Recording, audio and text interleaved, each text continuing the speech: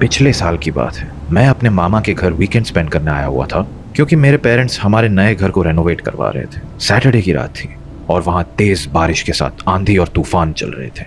जोर जोर से बादलों का गरजना और बिजली कड़कना।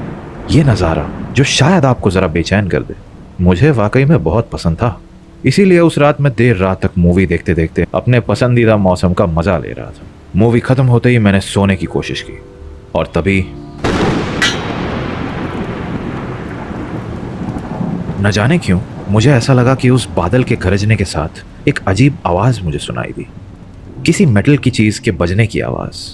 पर ज्यादा ध्यान न देते हुए मैंने उस आवाज को नजरअंदाज किया और आंखें फिर बंद कर ली।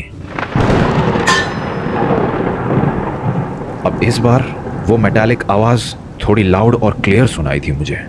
एक बहुत ही अजीब लोहे के पटकने की आवाज जो थंडरिंग के टाइमिंग को बिल्कुल मैच कर रही थी। मैंने सोचा कि मामा के कमरे में जाकर उनसे पूछूं कि ये क्या आवाज है, पर मेरे मामा जरा क्रीपी टाइप के इंसान है और सच कहूं तो मैं कभी उनसे ज्यादा क्लोज भी नहीं रहा। वो तो मजबूरी में मेरे पेरेंट्स ने मुझे उनके पास भेज दिया था क्योंकि घर रेनोवेट हो रहा था और मुझे पेंट और वुड की स्मेल से एलर्जी थी। इसलिए उन्हें नींद से जगाना मैंने ठीक नहीं समझा और उस आवाज को मैंने फिर बुलाने की कोशिश की।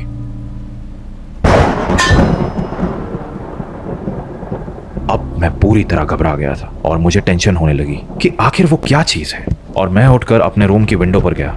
भारी बारिश की वजह से खिड़की पर तेजी से पानी पड़ रहा था जो मेरी नजर को धुंधला कर रहा था और मुझे कुछ साफ नहीं दिखाई दे रहा था।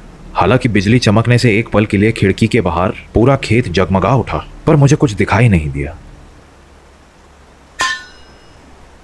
एक बार फिर वो मेटालिक आवाज आई। खिड़की पर से वो आवाज और भी साफ सुनाई देने लगी।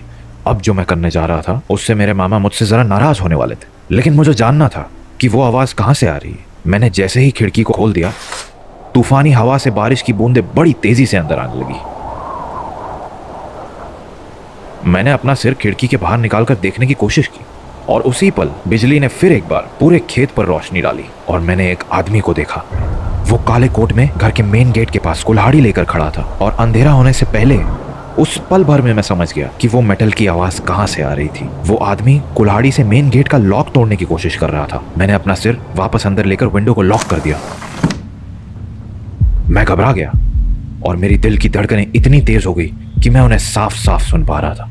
मुझे डर था कि कहीं मुझे उसने देख ना लिया हो। घबराए हुए मैंने खिड़की के ऑपोजिट साइड लेटकर सोने का नाटक किया। इस बार वो बिजली के साथ कोई मेटालिक आवाज नहीं आई और मैं ये उम्मीद करते हुए बिस्तर पर ही पड़ा रहा कि वो जो भी हो वहां से चला जाए। अब क्योंकि वो आवाज आनी बंद हो गई थी तो मैंने सोचा कि मामा को उस दुष्ट आदमी के बारे में बता ही देता हूं। पर जब मैंने मुड़कर खिड़की की तरफ देखा, मुझे एक काली परछाई दिखी जो मुझे घूर रही थी। जोर से चिल्लाते हुए मैं मामा के रूम में गया।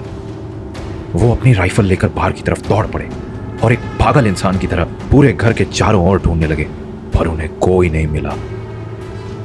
अगली सुबह हमने गेट को बुरी हालत में पाया। उस पर लगी खरोंचें बता रही थी कि गेट को बुरी तरह से पीटा गया था। मामा ने मुझे उस दिन शाबाशी दी और लकीली वहां से मेरी रवानगी उसी दिन तय थी। कहते हैं कि होनी को कौन टाल सकता है। यूं तो मैं देर रात तक जागता नहीं, मगर क्या यह महज एक इत्तेफाक था जो उस रात मुझे नींद ही नहीं आई और मैंने उस आदमी को देख लिया, वरना क्या पता हमारे साथ क्या हो सकता था। आपका क्या मानना है, मुझे कमेंट करके बताइए।